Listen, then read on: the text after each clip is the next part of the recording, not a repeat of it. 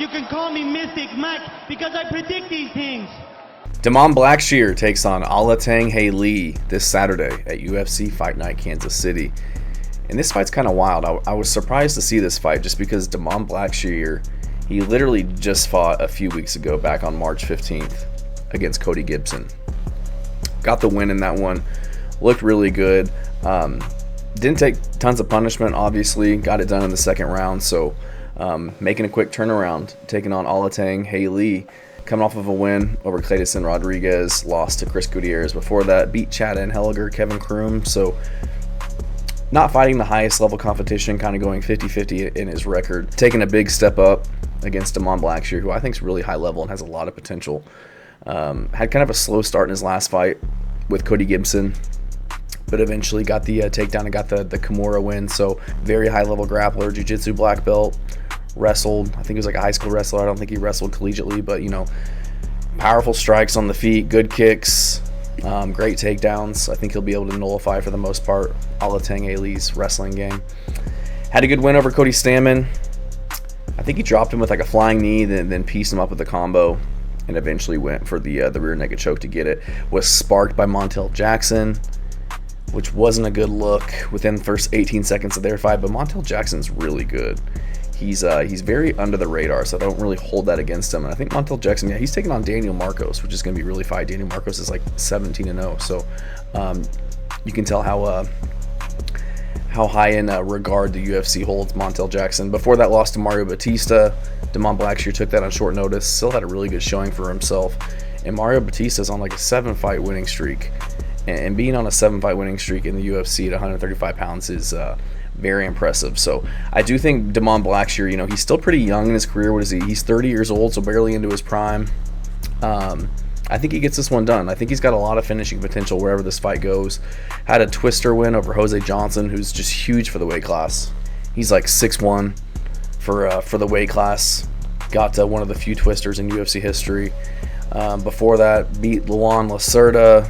Lost to Farhad Basharat, which Farhad Basharat, Mr. Tippy Tap, technically kind of just wins decisions. And then went to a draw with Yusuf Zalal, who I think is very high level. So I'm not very impressed with Alatengheili. He's primarily a wrestler, has rudimentary striking.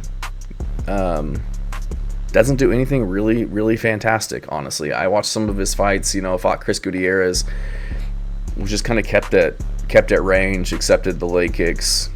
I think he received over 40 leg kicks, and that was just at the beginning of round 3. Got dropped by a leg kick by Chris Gutierrez. The same with Clayton Rodriguez. He was tearing up his legs too. So I think that'll be a weapon that Blackshear will use, just because he is very long and rangy for this division, and especially for this fight. Blackshear has a reach of 72 inches, and he's 5'10".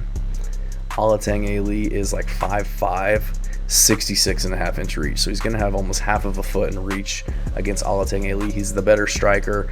He's the better, I don't know the better wrestler necessarily, but I do think he has more submission potential and is definitely going to be the more high-level jiu-jitsu practitioner in this fight. So I'm going to go with Blackshear to get this one done. I think he can piece him up on the feet, and if it does go to the ground, I think he'll be able to threaten with sweeps to get on top, to do some ground and pound, or definitely get the submission in this one. But I think this is a lock. I don't think Alatengheili,